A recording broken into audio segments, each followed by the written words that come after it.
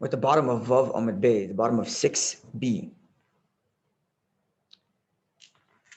When we left off is we substantiated Rav Shesh's view, which if we can summarize it is as follows.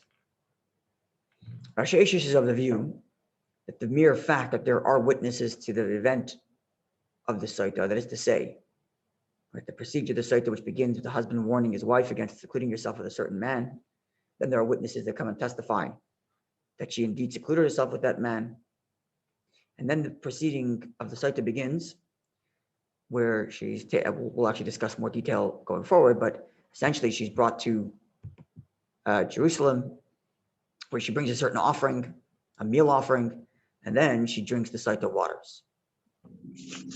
Now, Rav Shesh is of the view that the mere fact that there are witnesses out there in the world that know, right, and the point of the Sotah is to determine what happened behind closed doors, because we don't know. All we know is that she was secluded. We don't know if she was faithful or not. And Rav Shesh's view is that the very fact that there are witnesses to the fact that she was unfaithful renders the entirety of the Sotah retroactively completely null and void. And therefore, any steps taken to go through with the Sotah, if later we find out that there were witnesses to the event, the entire Sotah is retroactively useless, and all the steps taken are null and void. And thus, if she began the process of bringing the offering, specifically, the meal offering was put into the flour was put into the holy vessel, thus consecrating it. But because in Rav Shesh's view, the presence of witness retroactively undoes the law of the Sotah. So even if after that moment, even after what we think is full consecration of this flour, because it's put into the holy vessels from our perspective, but then after that, the witnesses arrive and say, well, we know she was intimate. In Rav Shesh's view, retroactively, the whole entire thing is undone. And therefore, theoretically, that flour should revert back to complete mundane use, requiring the person to redeem it, but then it returns to mundane use. However, as we explained yesterday, Rav Shesh is of the view that the sages enacted a decree that even though this flour is really mundane flour and never really got consecrated, because even the fact that it was put into the holy vessel was under false pretenses, because in truth there were witnesses to the event. And when there are witnesses to the event, the Sotah is called off retroactively. Nonetheless, we still burn it.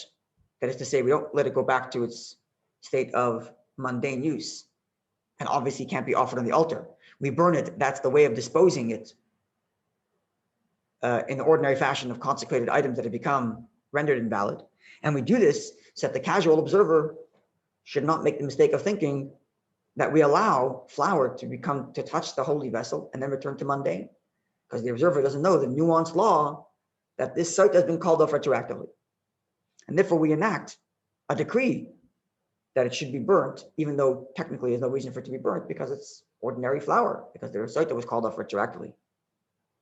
However, if the reason why the Sotah is being called off is because the original witnesses who told us that they secluded themselves have been turned out to be liars, we have Eidim Zomimim, we have other witnesses that come and testify that the original witnesses who told us that she was secluded could not have been saying the truth, because indeed those witnesses were found to be somewhere else at the time they claimed they saw this woman seclude herself, in which case the Sotah is certainly called off retroactively, because the entire premise, the witnesses who say that she was secluded, turned out to be liars.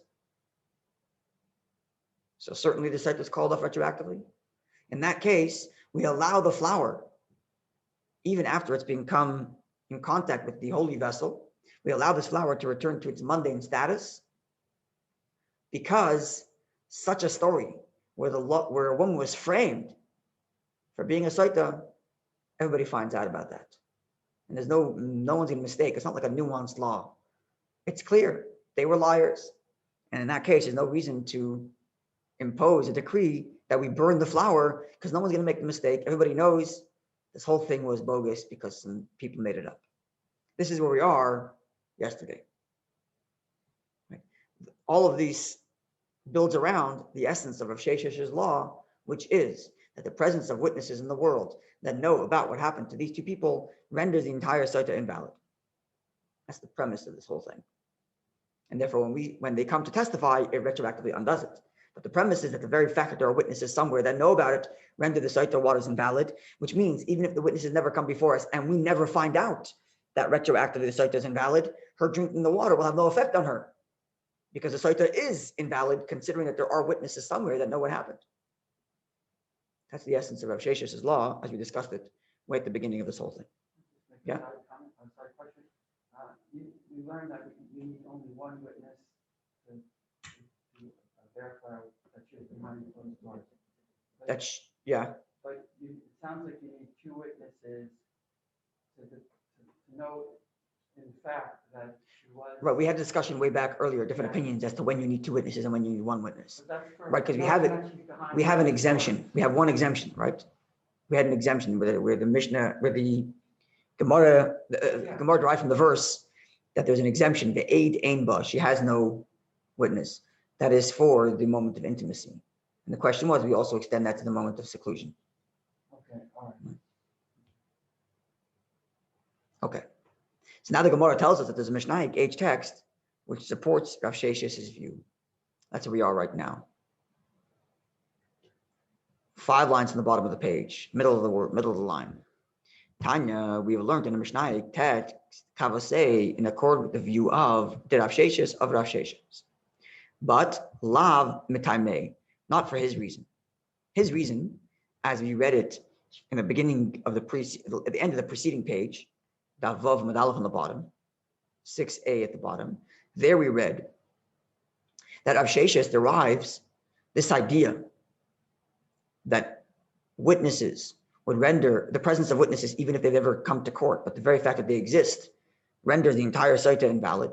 This he derived from the verse, which actually we just quoted, the aid ein ba. She has no witness. That is to say, the law of the premise of the Sotah is, if there is no witness, never mind they don't come to court. If there is no witness, period.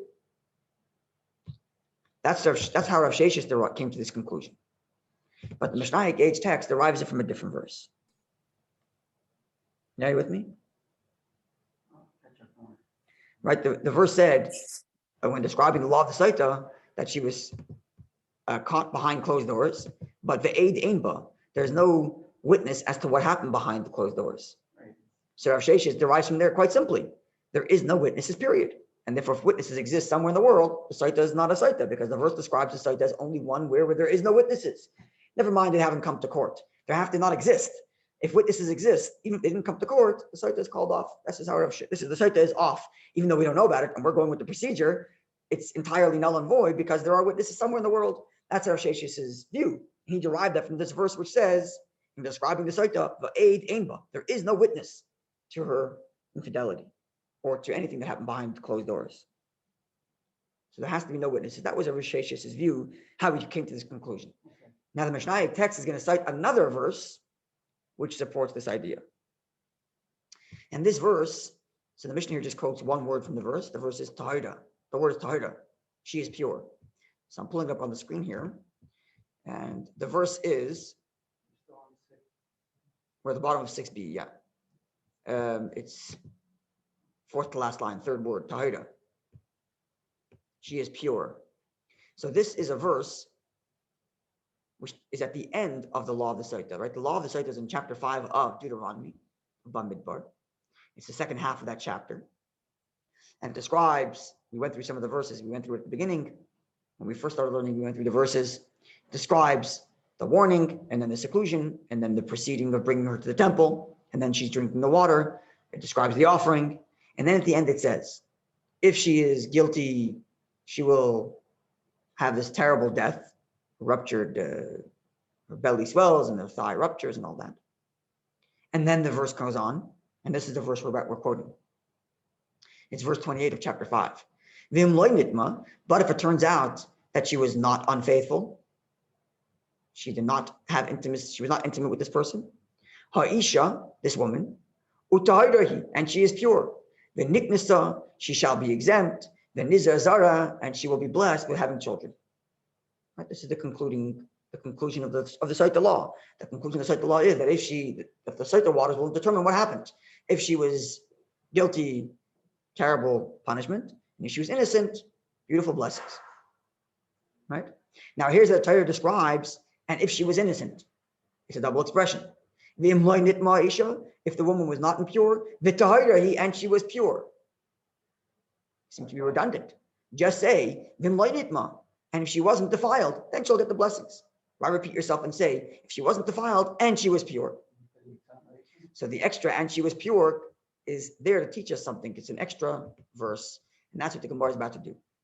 So Tahira, the verse says, she is not defiled and she is pure. So that word Tahira, this word, she is pure, comes to tell us there has to be a perfect purity. But not if there were witnesses somewhere out there in the world.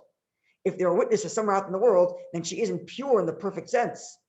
And thus, the entire Sotah does not apply to her because there are witnesses out there. The extra word Tahira is there to limit the scope of the Sotah law. That extra word, because it could have just said, and she wasn't defiled, she gets blessed. Instead it says, and she wasn't defiled, and she was pure, she gets blessing. So the extra, and she was pure, is there to limit the scope of the Sotah law. And the limitation is only when there are no witnesses to the event. I could have thought it meant that to be completely pure means she was really innocent, as opposed to Hashem is giving her a pass because she has merit. That too, because there are three exemptions to be derived from this word, and she was pure, because there are three words being used: and, pure, and she. The tahira, he in Hebrew. The vav and, the tahira, the pure, and the he, the word she. So those three are going to give us three exemptions. Okay. The first one is tahira, she is pure, limit the scope of the Sotah law, not when there are witnesses somewhere, but Medina Sayam, even if they're across the ocean. Vitahira, the extra letter vav, which is and, right? So we have the word and, we have the word pure, and we have the word she. So the word pure, that extra word in the verse, comes to limit the scope of the Sotah law and say that the Sotah law only applies if there are no witnesses. The extra word vav, the extra letter vav in English, the extra word and, the loisha talsalas comes to limit the scope in that if she has a merit, the Sotah law doesn't work. She has to be in a situation where she's only judged on the merits of what happened behind closed doors. But if she has some other merit, then the Sotah law might be called off because Hashem may spare her, considering that she has some other merit. Obviously, this is not the view of Rabbi Shimon, as we learned in the past, that there's another view which says that the Sotah law works 100% of the time. The penalty is called off, not the Sotah, right? The whole Sotah is called off. Well, the penalty is called off is the same thing as the whole Sotah is called off, because the Sotah is only valuable if it's either a penalty or a reward. But if there's no penalty, then the whole thing is null and void, right? So first limitation is the word tahira, the word pure limits us to say that only if there's no witnesses, and this supports Rav Shesh's view, although for a different reason, a different verse that we're using to derive it. The word and, the word devav, tells us that if someone has a merit, the Sotah doesn't work. And thirdly, the word he in Hebrew, which means she in English, right? And she is pure. Three exemptions. She is pure, exempting if there's witnesses. And she is pure, exempting whether she has a merit. And the word she, it limits v'loy sheyisu v'yitnuba, muzares v'lavana. But not on the Sotah doesn't work in circumstances where literally means muzares v'lavana means women who knit under the light and the light of the moon, right? Nashim tavis v'lavana. Women who knit under the light of the moon, meaning to say in English you would say the peanut gallery. So if the peanut gallery is already discussing how, oh yeah, that woman, she's hanging out with that guy. There's already rumors going on about this woman and that guy. If that's the situation, then the Sotah doesn't work, because she's already gave herself a reputation, undermining the whole thing. It's only when her reputation is stellar, and the only issue is we have a warning and witnesses. But otherwise, she seems like an innocent young married woman or older married woman, but not. And if this word he, the extra she, the extra limitation in the verse, the extra word in the verse, comes to limit the scope of the law, and that the law of the Sotah will not apply if there are rumors from those who knit under the light of the moon, or in English, the peanut gallery. Like Okay. The first one and the third one are easily able to be knocked out. Rumors or Yeah. like you say, the peanut gallery. But the merits, I mean, how do you prove that in terms of So, he has the merits? right. So Robert is asking, how do you prove that a person has merits? And the answer is you don't, which is why Rabbi Shimon doesn't like the idea of merits being the reason to call it the Sotah. Right? Because everybody has some kind of merit, and you'll never know if a woman's innocent or not. Even if a person drinks the Sotah waters and she walks away scot-free, it's no longer indication that she's actually innocent.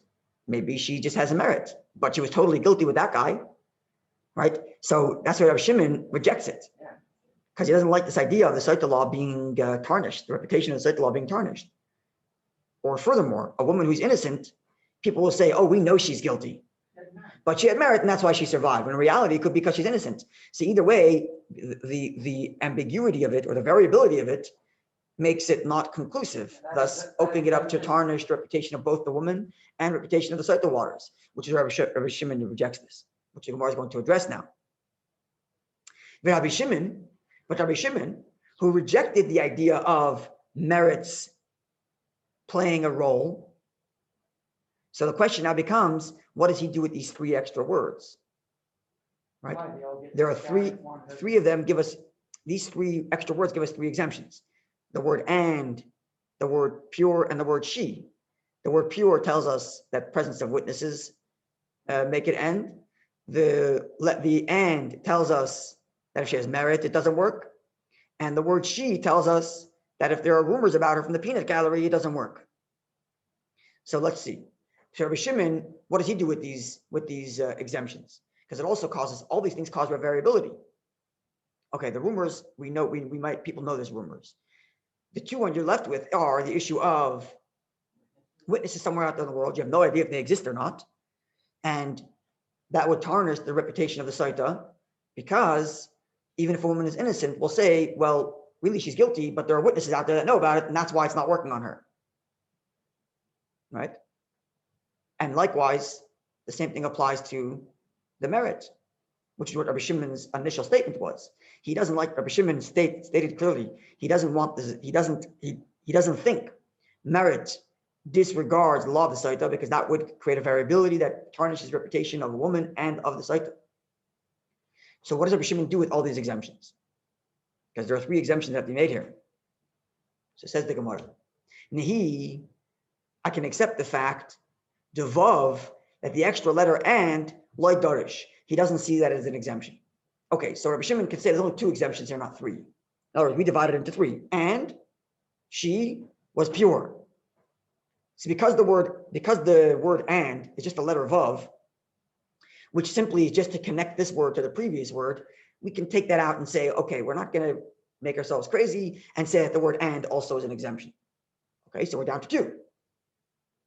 Down to two exemptions.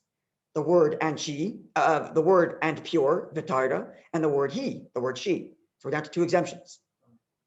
So va'ika, but you're still left with, said the Gemara, now on top of Zayin Amud Aleph 7a, yesh la edom din sayam. We're still stuck with the idea that one exemption is that if there's rumors about her. Okay, that's easy. Rumors about her, everybody knows there are rumors about her. That doesn't tarnish anybody's reputation. We know there are rumors. Fine. But if there are witnesses somewhere out there in the world and no one knows about it, that seemingly does ruin the reputation of the Sotah, and that has to be excluded from this verse because we have an extra word, right? With two exemptions. One's going to be used to exempt an issue of the rumors, but that doesn't pose a problem for Rabbi Shimon's view because it doesn't tarnish reputation of the Sotah because everybody knows there are rumors, right? But there's another limitation to the scope of the Sotah law, which seemingly is applied to the fact that there are witnesses out there in the world, and that seemingly would ruin the reputation of the Sotah, because no one's going to know if there are witnesses on the other side of the world, and therefore people might think that really she's guilty, but there are other witnesses, and that's why she's not getting struck with punishment. So seemingly this ruins reputation. So what would Rabbi Shimon do with this extra exemption? He has to limit the scope of the law of the Sotah somehow because there's these extra words in the verse. So he wants to knock out witnesses and men, both of them. Well, he said clearly that he's removed merits. He said clearly merits. He said clearly that merits do not play a role because that would ruin the reputation of the Sotah. We are using that same logic and saying that should apply to also witnesses. And this becomes a problem because the verse excludes witnesses. There's two exceptions. Right. Says the Gemara, Loi Shricha. It's very uncommon, especially in ancient times, that there are witnesses somewhere out there on the other side of the world that aren't coming forward. And because it's so uncommon, people aren't going to think that. We're worried about reputation, right? We're worried about what people think. Here's a woman, she drank beside the water and nothing happened to her. And people might say, well, that's because really she's guilty, but she has merit and that's why she didn't die. That's a real issue. But to say people are going to think that there's somehow witnesses somewhere on the cross of the world that know about what happened and that's why we're undoing the Sotah law, that's not something that's so common. People won't come to that conclusion. People would assume that there's witnesses that are going to come to court.